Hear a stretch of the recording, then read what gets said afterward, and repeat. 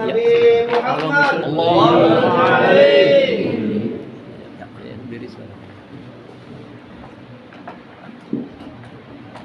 Bismillahirrahmanirrahim. Assalamualaikum warahmatullahi ta'ala wabarakatuh. Waalaikumsalam. Warahmatullahi wabarakatuh. Acil nila memancok asam, dipancok sidin dengan acan. Yang nyaring menjawab salam, mudah-mudahan hidupnya suksesan. Amin. Sekali lagi. Assalamualaikum warahmatullahi ta'ala wabarakatuh. Waalaikumsalam warahmatullahi wabarakatuh. Alhamdulillah. Alhamdulillahilladzi jama'ana fi hadzal makan bitadhkiri maulidi sayyidi waladi adnan. Wassalatu wassalamu ala asyrafil anbiya'i wal mursalin sayyidina wa nabiyyina wa syafi'ina wa nur qulubina Muhammad wa ala alihi wa sahbihi ajma'in. Qala rabbi ishrah li sadri wa yassir li amri wahlul 'uqdatam min lisani yafqahu qawli, amma ba'd. Laqad qala Allah ta'ala fil Qur'anil Karim ba'da a'udzu billahi minasy syaithanir rajim. Bismillahirrahmanirrahim. Qul bi fadlillahi wa bi rahmatihi wa bidzalika falyafrahu huwa khairun mimma yajma'un. Wa qala aidan wa ma arsalnaka illa rahmatan lil alamin. Wa qala Rasulullah sallallahu alaihi wasallam, man ahya sunnati faqad ahabbani wa man ahabbani kana ma'i fil jannah. Atau qala Nabi sallallahu alaihi wasallam. Yang ulun muliakan, ulun hormati Bapak RT, Bapak Komandan, kemudian Bapak Komiti, para ustadz dan ustazah, bapak-bapak, ibu-ibu, yang mudah-mudahan kita bertahan mendapatkan rahmat yang banyak dari Allah Subhanahu wa Ta'ala. Mudah-mudahan dengan sebab acara ini dosa-dosa kita diampuni oleh Allah Subhanahu wa Ta'ala. Dengan sebab acara ini segala yang tidak kita inginkan dijauhkan oleh Allah Subhanahu wa Ta'ala. Dengan sebab acara ini segala hajat-hajat kita, doa-doa kita cepat dikabulkan oleh Allah Subhanahu wa Ta'ala. Amin amin ya rabbal alamin. Bapak-bapak, ibu-ibu yang berbahagia pada hari ini kita berada di hari-hari terakhir bulan Maulid, bulan Rabiul Awal, yang mana bulan ini kaum muslimin di seluruh penjuru dunia sedang memperingati Maulid Nabi Muhammad sallallahu alaihi wasallam. Karena memperingati Maulid Nabi Muhammadnya adalah berpahala. Berpahala benar. Kita memperingati Maulid Nabi ini. Karena dikatakan hari kelahiran Nabi adalah hari yang paling mulia. Malam Jumat, malam mulia. Malam 1 Muharram, malam yang mulia. Malam Arafah, malam yang mulia. Malam Nisfu Sya'ban, malam yang mulia. Malam malam hari raya, malam mulia. Malam Lailatul Qadar adalah malam yang mulia, tapi tidak bisa melebihi kemuliaan daripada malam lahir Nabi Muhammad sallallahu alaihi wasallam. Karena kalau Nabi kada lahir, maka ada malam Jumat, ada malam 1 Muharram, ada malam Arafah, ada malam Nisfu Sya'ban, ada malam hari raya, ada malam Lailatul Qadar. Semua ada. lahirnya Nabi Muhammad, maka malam-malam semuanya menjadi mulia. Ini kemuliaan daripada lahirnya Nabi Muhammad sallallahu alaihi wasallam. Kita ketahui bersama bahwasanya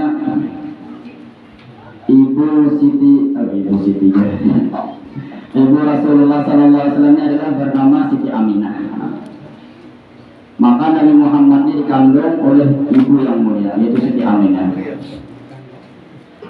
Pada bulan pertama Siti Aminah mengandung, yaitu pada bulan Rajab. Maka Nabi Adam turun Nabi Adam menemui Siti Aminah. Wahai Siti Aminah, ujar Nabi Adam, engkau sedang mengandung makhluk yang paling mulia di alam semesta ini. Tidak ada yang paling mulia melebihi daripada manusia yang engkau kandung pada saat ini. Jadi sudah diberitahukan oleh Nabi Adam bahwa Siti Aminah sedang mengandung makhluk yang paling mulia. Kemudian bulan yang kedua datang lagi Nabi Idris memberitahukan kepada Siti Aminah, wahai Siti Aminah, sesungguhnya engkau sedang mengandung seorang manusia yang paling tinggi pangkatnya. Pangkatnya Rasulullah ini paling tinggi daripada para malaikat dan para nabi. Apalagi pangkat RT yang tinggi benar, tinggi pada gubernur, tinggi pada presiden, tinggi pada bupati, bahkan tinggi daripada para malaikat. Maka dari Nabi Idris, engkau sedang mengandung makhluk yang paling tinggi pangkatnya. Bahkan kata Allah Subhanahu wa taala kepada seluruh makhluk, laulaka ya Muhammad la khalaqal asya. Kalau bukan karena engkau wahai Muhammad, tidak aku ciptakan semuanya ini. Tidak aku ciptakan dunia dan seisinya. Tidak aku ciptakan Indonesia. Tidak aku ciptakan Bontok. Tidak aku ciptakan Jelapat. Tidak diciptakan Allah Ta'ala. Karena dengan adanya Nabi Muhammad, maka diciptakan segala-galanya. Ini kemuliaan Nabi Muhammad sallallahu alaihi wasallam. Kemudian pada bulan ketiga turun lagi Nabi Nuh maelangi Siti Aminah. Wahai Siti Aminah, sesungguhnya engkau sedang mengandung makhluk yang paling kuat, yang ketika memimpin sebuah pasukan maka dia pasti akan menang. Artinya itu panglima perang terkuat, terpintar, tercerdas, yang paling gitu mengatur pasukan, yang paling harap mengatur strategi perang, yaitu Rasulullah Sallallahu Alaihi Wasallam. Jadi bedanya ada komandan TNI yang harap itu berarti sama dengan Rasulullah. Amin. Amin. Jadi seperti itu. Jadi yang paling tinggi, yang paling kuat memimpin pasukan yaitu Rasulullah Sallallahu Alaihi Wasallam. Tapi pernah sekali pasukan yang dipimpin Rasulullah ini kalah. Pernah sekali. Tapi kekalahannya bukan dibuat oleh Rasulullah, tetapi kekalahannya dibuat oleh para sahabat. Para sahabatnya ada sebagian yang ditugaskan di atas gunung. Ya Rasulullah ini kan jaga nih bukit nih, nah bukit ke gunung nggak sama, bukan bukit bobot, jaga, jangan ditinggalkan. Maka para sahabat itu berjaga di situ, berjaga, kan ada perang ada, berjaga aja, berjaga di situ. Ternyata di tengah peperangan musuhnya lari pucat kacir, bukaan musuhnya. Maka ditinggalkanlah harta rampasan. Melihat harta rampasan betul ya Allah, marahnya manusia kan, melihat dunia berantakan, berantakan, Allah namanya sahaya. Lalu turunan sahabat tadi, turunan bertahan dan dari sebukit tadi turunan untuk mengambil harta rampasan yang betul tadi itu. Maka karena melihat musuh-musuh nih sahabatnya turunan, nah asalnya bukaan, kok paling arah duanya, berbulik akhirnya tergabung dengan para sahabat. maka disitulah kekalahannya yang dipimpin oleh Rasulullah SAW. Jika seandainya para sahabatnya Ma'asi lawan Rasulullah, maka pasti dan pasti tidak pernah terjadi kekalahan, kecuali sekali itu ya. Ini kekuasaan daripada Rasulullah SAW. Kemudian pada bulan keempat turun Nabi Ibrahim, pada bulan kelima turun Nabi Ismail, pada bulan keenam turun Nabi Musa, sampai pada akhirnya bulan Rabiul Awal turun Nabi Isa alaihissalam menemui Siti Aminah yang tidak lain dan bukan kecuali menyampaikan bahwasanya engkau wahai Siti Aminah sedang mengandung makhluk yang paling mulia. Jadi ibu-ibu, bapak-bapak yang dirahmati Allah Subhanahu wa taala, kita ini ngulang-ulang ya Allah, ngulang-ulang ya, karena angaranya agama ini diulang-ulang. Apalagi bukan ini kayak ustaz ini kan, guru-guru. Sudah tahu ya Allah, sudah tahu kisah Nabi, sudah tahu kisah riwayat-riwayat Nabi, sejarah Nabi, manaqib Nabi, sudah tahu bacaan. Kita ini kadang-kadang ada tahu, apalagi setiap malam ya Allah hadir acara maulid, setiap hari hadir acara maulid, pasti sudah diulang oleh guru-guru kita, oleh ustaz-ustaz kita tentang daripada maulid Nabi ini.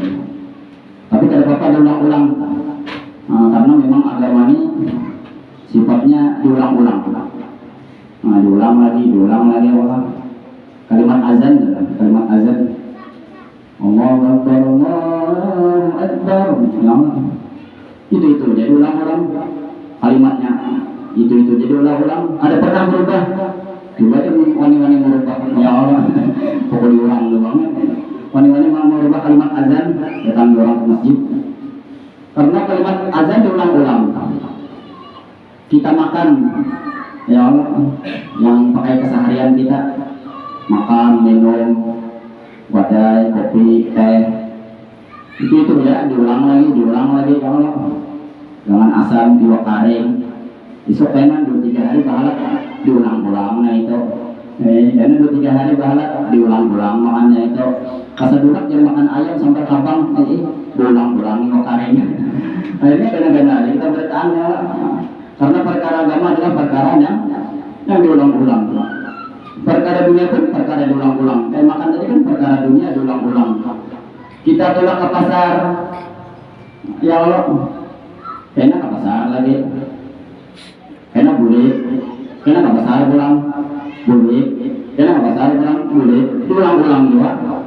Kadang-kadang ada ulang berataan. Orang yang ke kantor, kayaknya tadi ke kantor, asal belikan, kayaknya tadi ke kantor, perbelikan, diulang-ulang. Bahkan orang dua laki bini gitu, orang dua laki bini gitu, malam oleh dua laki bini, baik Tuhan, diulang lagi. Akhirnya jadi kita bertani lahir ke dunia, asbab bulan kita hapun mau ulang-ulang. Lahirlah kita bertani. Jadi agama ini pun diulang-ulang. Jadi di hari ini mungkin mau ulang-ulang, mungkin kemudian sudah rancang mendengar atau apa diulang-ulang ya Allah. Jadi ada 4 kejadian ketika lahirnya Nabi Muhammad SAW. Ada 4 kejadian. Sebenarnya banyak kejadiannya, mungkin ada 8, ada 10. Cuma mereka ada 4 saja. Mudah-mudahan kita waktunya cukup belum tambahin lagi. Ada 4 kejadian ketika lahir Nabi Muhammad SAW yang sangat spektakuler. Yaitu yang pertama, menjelang hari lahirnya Nabi Muhammad SAW, waktu itu ada tentara Abraha dengan gajah-gajahnya hendak menyerang Mekah, hendak menghancurkan Baitullah. Maka untuk menghancurkan dan memuliakan Nabi Muhammad, yaitu Allah hantarkan burung ababil. Burung ababil itu kurang lebih kayak burung walet, kayak burung walet dananya. Dan burung ababil ini membawa 3 biji batu, satu di mulutnya, dua di kakinya. Maka ketika batunya ini diambil dari neraka sijil. Nah, neraka sijil ini neraka paling bawah. Diambil batunya, sebenarnya itu. Dan burungnya ini bukan burung akhirat, dasar burung dunia, burung ababil. Tapi diperintahkan Allah untuk ambil kenakan batunya untuk dikirimkan ke tentara Abraham. Maka ketika dijatuhkan tiga biji batu ini ke tentara Abraham, maka matian. Raja Abraham mati, gajah mati, budak-budak mati. Bahkan satu riwayat mengatakan bahwa ketika batu itu gugur ke kepala, tembus sampai ke betis, sampai ke dalam tanah, kurang lebih 1 meter. Tembusnya saking panasnya daripada batu ini, panas benar. Maka ketika kena batu itu, rombongan tentara Abraham dengan gajah-gajahnya ini, nah kayak daun kering gitu, mengering, terus ropoi.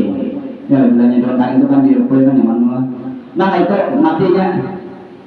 Tetapi anehnya, burung ababil yang membawa batu dari itu, kan ada bapak luluh montennya, luluh batisnya mengikut, ada paman dia. Kenapa ya? Karena ada izin Allah Subhanahu Wa Taala. Allah yang mengizinkan. Bila sudah Allah yang mengizinkan, maka semuanya pasti terjadi. Nah kayak Ibrahim alaihissalam dilemparkan Raja Namrud ke kobaran api yang besar. Namun secara logika kita pasti terbakar Ibrahim nih. Ya Allah, pasti terbakar sudah. Tetapi dengan kekuasaan Allah dan izin Allah, qul ya naru kuni bardan wa salaman ala Ibrahim. Wahai api jadilah dingin dan selamat untuk Nabi Ibrahim. Akhirnya Nabi Ibrahim di dalam kobaran api itu ada apa? Karena ada izin Allah Subhanahu Wa Taala. Raja Namrud orang yang sangat kuat, merasa dirinya ini Tuhan. Allah mematikannya bukan dengan bom, bukan dengan tembakan, tetapi membunuh daripada Raja Namrud ini cukup Allah hantarkan seekor nyamuk yang gegeringan, sayapnya patah sebelah, dikirimkan Allah Ta'ala masuk ke telinga Raja Namrud, bersarang di dalam kepala Raja Namrud. Maka Raja Namrud ini kegetalan kepalanya, getal kepala, dia kurang kebakan sampai kena getal pulang, sampai ada buah api yang kebakan dicatat sandal sampai pakai sandal sendiri kada mampan lagi, pakai sandal perdana menterinya tok dicatat sandal perdana menteri sampai besok ada mampan lagi, akhirnya dipakai sandal rakyat mencatat kepala raja. Tok sekon mencatat kada ada rasa sampai kata aja terus ada di luar kepala nyaman menggaruk ya Allah, nyaman menggaruk ini di dalam kepala getal ya Pak. Tok didatuk sampai pada akhirnya ada dalam gancang rupanya muarnya orang Raja Namrud. Pecah kepala Raja Namrud pas akhirnya mati. Jadi matinya Raja Namrud dengan seekor nyamuk. Dan nyamuk itu setelah Raja Namrud mati keluar, nyamuk tadi keluar. Keluar ditakoni Allah Ta'ala, wahai nyamuk, karena kamu sudah berjasa nih, memati musuh pun nih, yang ulaknat Raja Namrud nih. Aku nak menghadiahkan dunia besar isinya. Dunia besar isinya dihadiahkan ke nyamuk. Ada nyamuk, ada aja nyamuk. Ada nyamuk, mulai ada bangun dunia besar isinya. Ulun cukup kembalikan piang sayap nyamuk ulunnya, sayap ulun yang separuh patah ini kembalikan. Itu dimintanya. Maka ada hadisnya kan, dunia ini tidak lebih berharga daripada 11 sayap nyamuk. Karena nyamuknya kan gak hendak dunia besar isinya. Memang kita bertani berlubang dengan dunia ya Allah. Karena masih hidup di dunia itu dengan Pablo benar. Karena kita masih hidup di dunia. Tapi itu kan nyamuk. Nah nyamuk ada hendak dengan dunia besar isinya. Maka inilah kejadian daripada yang kedua, yang pertama dihancurkannya daripada Raja Namrud, Raja Abraham itu. Kemudian yang kedua, menjelang daripada lahirnya Nabi Muhammad SAW, maka Allah Subhanahu wa taala meruntuhkan istana-istana Romawi. Raja Kisra, kekaisaran Kisra Romawi memiliki istana-istana yang megah yang tidak pernah tertandingi pada masanya. Satu-satunya yang megah-megah istananya kecuali orang-orang Romawi yang diisinya. Tetapi ketika lahir Nabi Muhammad, kerajaan Kisra itu dihancurkan oleh Allah Subhanahu wa taala, diluluh lantakan, langsung hancur. Kemudian yang ketiga, menjelang daripada lahirnya Nabi Muhammad sallallahu alaihi wasallam, api abadi yang disembah oleh umat Majusi. Jadi orang umat Majusi ini menyembah api. Mungkin wah ini masih ada umat Majusi lah. Menyembah api ini. Jadwalnya api ini adalah kehidupan. Kadang-kadang ada api ini kita kan memasak jadinya. Jadi api disembah. Maka api abadi yang disembah oleh umat Majusi itu ketika lahir Nabi Muhammad pecah. Ada angin, ada hujan, timbul pecah. Ini kemuliaan lahir Nabi Muhammad sallallahu alaihi wasallam. Kemudian yang keempat, ketika menjelangnya daripada lahir Nabi Muhammad sallallahu alaihi wasallam, yaitu iblis atau setan. Ada setan baharilah, adanya iblis berarti. Iblis yang biasanya naik turun ke langit mencuri berita, mencutan berita dari Allah Taala ini, naik iblis ini ke langit. Karena disampaikannya dengan anak buahnya. Nah, anak buahnya termasuk dukun itu bilanya dukun itu tahu yang akan datang, apa yang terjadi itu biasanya itu informasi dari iblis. Ini mencuri berita, itu sifat iblis. Maka bilanya Allah Ta'ala ini memanggil Jibril naik ke langit, ada yang aku sampaikan, berdulu tuh iblis naik, Pak, iblis naik, menalinya apa nanti yang disampaikan Allah Ta'ala ini. Padahal Allah Ta'ala mau undang Jibril, ada mau undang iblis, tapi iblis ini wani-wani naik, anak tahu-tahu yang mau campuri urusan orang lain. Jadi bilanya ada manusia yang ketujuh mengumpati urusan orang lain, berarti sifatnya kayak ini. Ya disampaikan orang padahal urusan dinya. Maka ketika lahir Nabi Muhammad sallallahu alaihi wasallam, maka iblis tidak lagi naik ke langit. Apalagi dia terhalang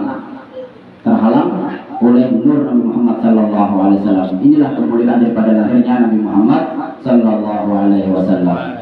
Maka ibu-ibu, bapak-bapak yang dirahmati Allah Subhanahu wa taala, maka Rasulullah ini lahir ke dunia, ya Allah, lahir ke dunia ke tengah-tengah umat manusia ini sebagai rahmat seluruh alam. Yang dulunya alam semesta ini semuanya kurang ajar, ketika lahir Nabi Muhammad menjadi terpelajar. Yang dulunya sebelum lahir Nabi Muhammad manusia ini semuanya ada beradat, tetapi ketika lahir Nabi Muhammad semuanya menjadi beradab.